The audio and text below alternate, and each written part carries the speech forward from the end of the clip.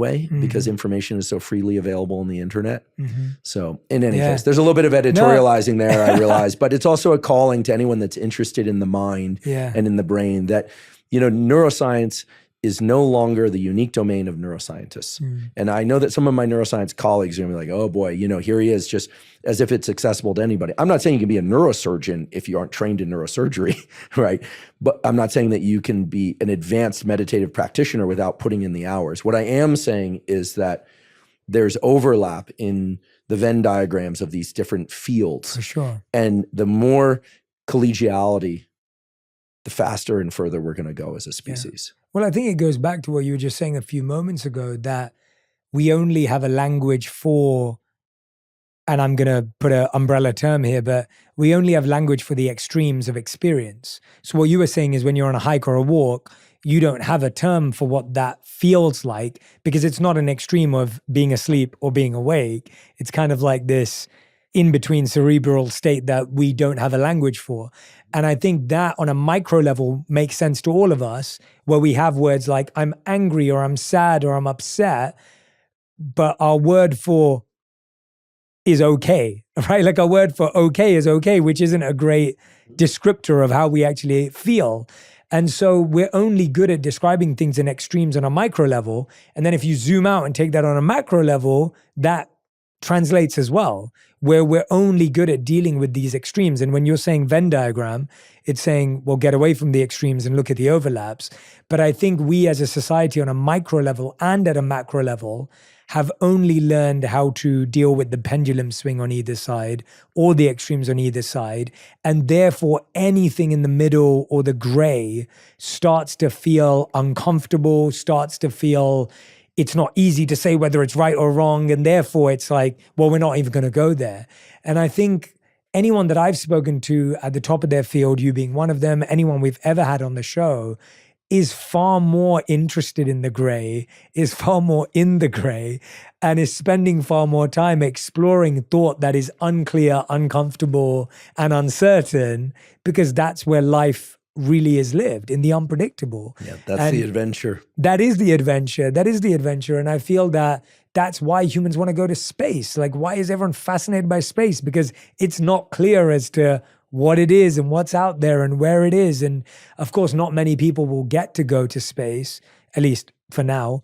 But the idea being the same, that there has to be that curiosity from all of us to say, oh, where are we in the same place? Like, where are we connected on our idea? And where are there things that aren't similar, but maybe they're connected in a different way? And I think being able to oscillate between connectivity and disconnectedness is a need for the brain and the mind, as opposed to this feeling of, again, it goes back to what we started with. Safety and acceptance makes us feel today that you can't allow yourself to engage in an idea that doesn't fully connect with yours, because that feels unsafe. Right, especially right now, right?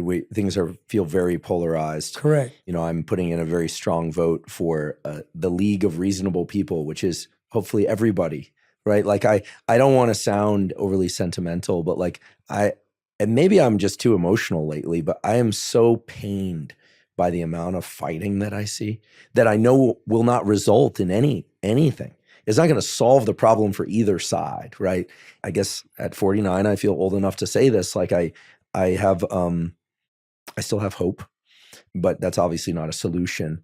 I think that when we really get down to the neuroscience of self-understanding, when people really start to understand that the human brain is a magnificent machine and organ, but that it has limitations, and we can start to understand our own limitations, that it can take us just up to this point, but not further, and that we can rely on healthy collective thinking to get us over these divides. I think that's when we're finally going to evolve as a species. I really do.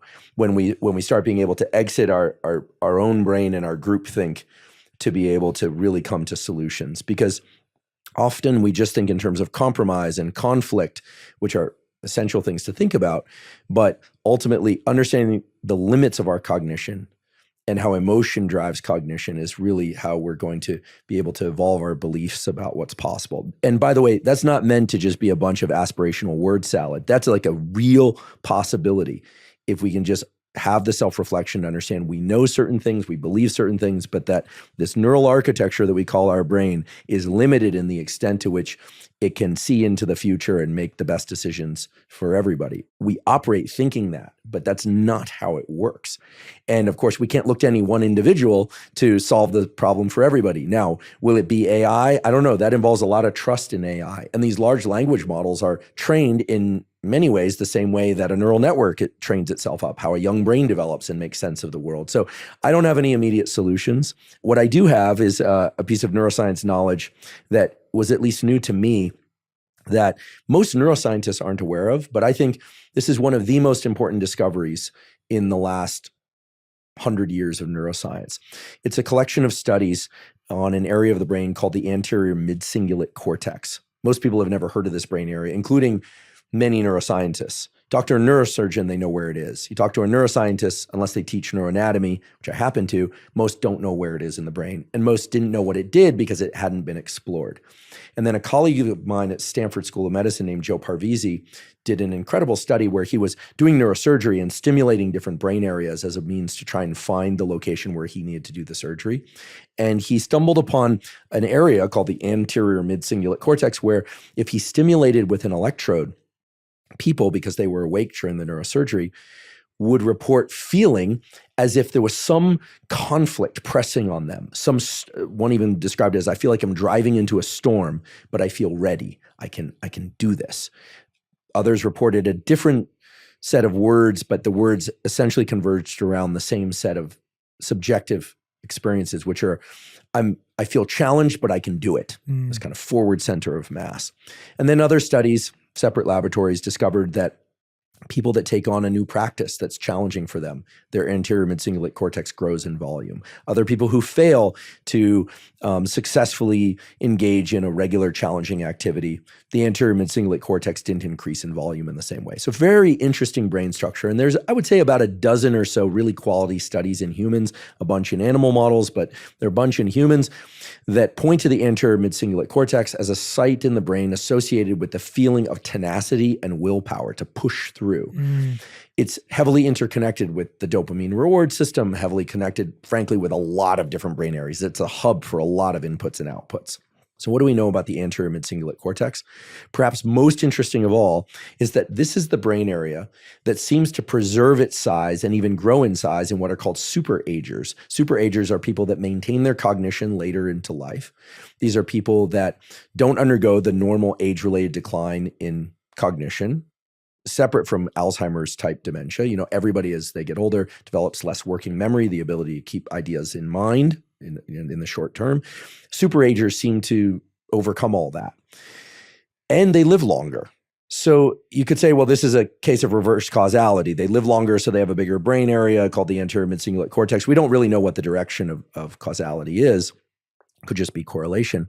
But it all gets ultra interesting when you start to tack together willpower, the taking on of new things, learning things in neuroplasticity and lifespan. And it may be that that quadfecta represents what we think of as the will to live is associated with an intense curiosity and desire to bring in new ideas and modes of thinking.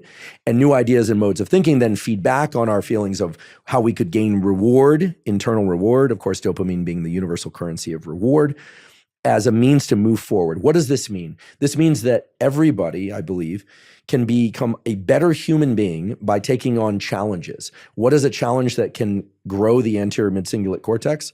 Well, unfortunately, it's a challenge that you don't want to engage in. So if you love running, it's not going to do it. Yeah. If you love resistance training, it's not going to do it. If you don't want to meditate in the morning and you do 5 minutes or 10 minutes of meditation, then you just enhance the activation of your anterior mid-cingulate cortex. So it's not just about doing hard things, it's about really pushing through resistance. And the reason I bring this up now, as opposed to in a discussion about like how to get more tenacious or have stronger willpower, it will do that. Okay, we know that when the anterior mid-cingulate cortex gets bigger, it translates to a lot of different areas of challenge, not just the area in which you challenged it. The reason is, I believe that this lofty notion of humans evolving to more collective thinking, to embracing new ways to bridge divides that harm human beings at scale or even just locally, is going to emerge only through the willingness to embrace the internal friction that is hearing things and seeing things that we don't like and being able to take a stance of adaptive response, whatever that is. Now, of course, there are things that we hear and see and don't like that activate enough of a sense of injustice in us that that's all it does. It just brings us to the point of like wanting to impart justice. But what I'm talking about here are differences in opinion, strongly polarized views that lead to all sorts of things, as we know, good and bad and everything in between. And if people had the capacity to feel that friction and to stay in a mode of some open cognition, I think we would come up with novel solutions. I really think the next iteration of human beings is collective consciousness. It sounds lofty, sounds woo, but it's basically lots of minds working together, even minds that oppose one another in ideology, as a means to find out novel solutions to hard problems that vex us all and that in some cases really harm us all. It's a real thing with real possibility, but it's going to require that we all get not necessarily tougher, but that we get more resilient at the level of being able to tolerate internal states that normally would impede adaptive thinking. Yes.